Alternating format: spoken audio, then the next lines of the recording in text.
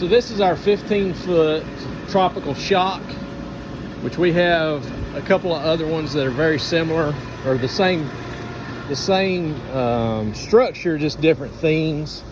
I think one's called. Anyway, I'll have I'll have it in the description. The slides it's for. This is a 15-foot tropical shock. We've already blown it up because we had to put the sprinkler hose on. It's brand spanking new, so I want to get the hose on it for the customer. It's getting ready to pick it up here in just a few minutes. So we roll it to the end of the slide, okay? And when you take it home to set it up, it'll be at the end of the slide is where the roll, and you'll unroll to the back.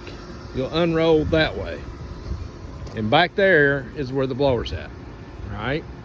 You have zippers. You have one zipper there on the end where the pool's at, and here's your pool. It's a good pool. Goes to the ground, fills up with water. You can actually take your water hose after you set it up and anchor it and fill this up with water, and then take your water hose back here to the sprinkler line if you want to do it that way and not rely on the sprinkler to fill it up, because you don't need, that's where you hook your water hose to it. It goes to the top of the slide up there and mist down.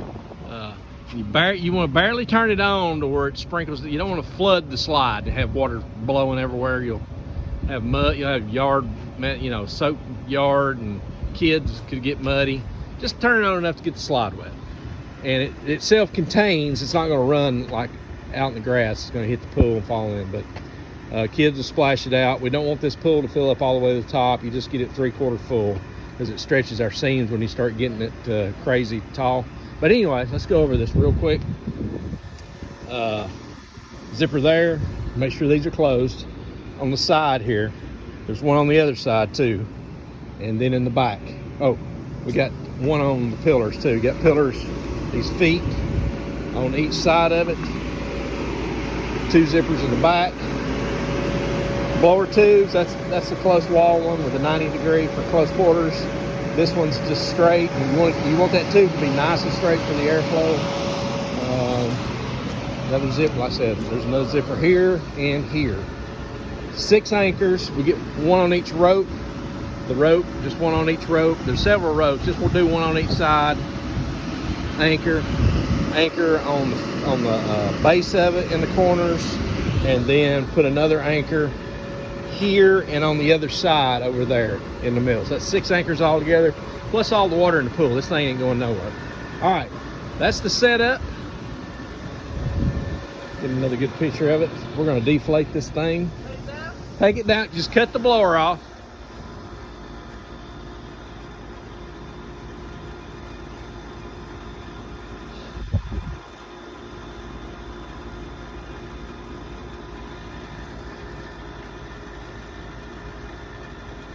So what I do is don't open any zippers yet.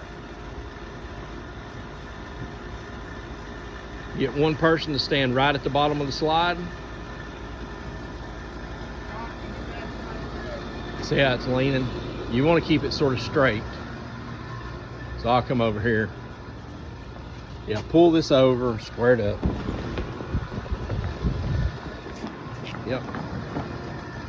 So that top actually just falls forward. Once you get it straight where you want it, you need to pull this over, Jonathan. Pull this over that way. Yep, get it squared up where the palm trees are laying towards the pool. Once you get it like that,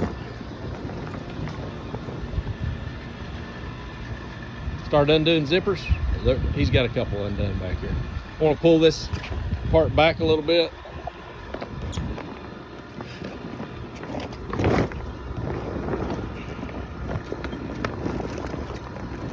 That's good. So we just kind of pulled that back to about right there. Just stomp air out of it. Got all the zippers open that we want.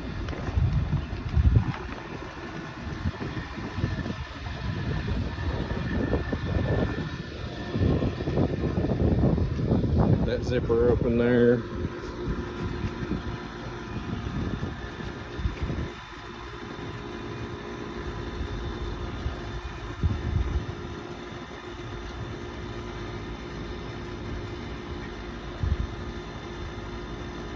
there is bottom outlets on this, and when they fold it, I'm going to show it to you. If they're not shut, it won't inflate properly either, and they're on the bottom where you can't see them.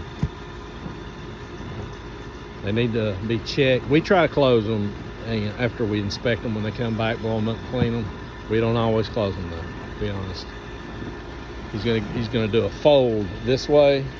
That's the ladders. So we want to actually take it and flip the ladders over. Is what they're gonna do. And they crease it.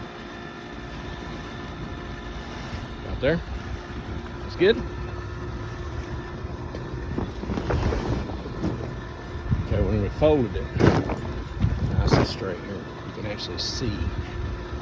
See, they got a nice straight line. Here's a bottom outlet right here. There's one right here. Yeah, they Velcro. They Velcro. Open. There's a hole. So make sure that's shut when you set this up. There's one right here on the back. And this one is partially open. We're going to close it. You can open it when you're packing it up after the party. It helps get air out. All right, we just want to do a small fold. Don't get it too bally.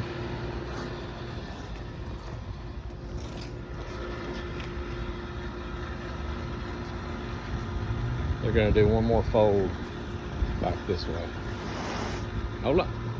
Jonathan, you need to get down here.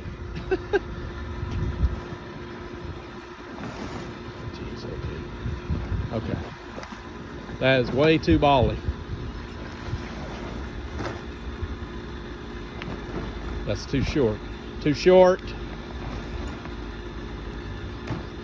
If you get it the way he had it, when you roll it, it's going to be a big ball, and it's not easy to deal with. It needs to have some length to it, Jonathan. Please, son. How long have we been doing this? That's good down there. This is what needs to go over. There, that's a little better. All right, so the width here needs to be 4 to 5 feet. 4.5 to 5 feet is ideal. That way you can flip it on your truck and work with it. And you'll see what I'm talking. After they roll it, that's how tall it is. Makes it easier to get in your truck and your trailer. This one might go in an SUV, could, but it's got a little bit of material, so I highly recommend a truck and trailer for this one also. And they're going to roll it towards the end of the pool.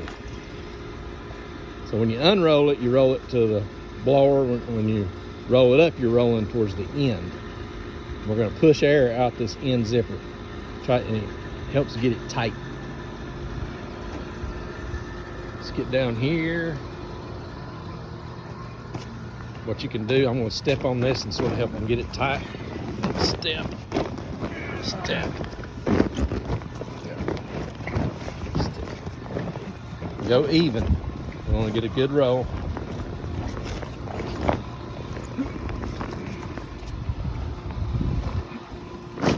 Hold on. This is a new inflatable, tight seams. When we get to the end, hold on. We want to cap it. The cap keeps all the material in, keeps it from hanging on tailgates, trailer gates, and because it will tear the inflatable. We do it all. We've done it like we tore one up. We tore a hole in one a couple weeks ago because when we flipped it off that trailer over there, they didn't cap it, and it caught a corner and ripped, and I had to repair it. So if I can't repair it, we have to take them to Atlanta. It gets expensive. The damage waivers really help us, help the customer. Things like that are going to happen. So if you get the damage waiver and that happens, you don't have to pay for it. Could be rips can cost $300-400 to get fixed and repaired. Some of them more. And we definitely want to keep our brand new inflatables from getting ripped. But anyway, that's it. That's a setup takedown, 15-foot tropical shock single lane.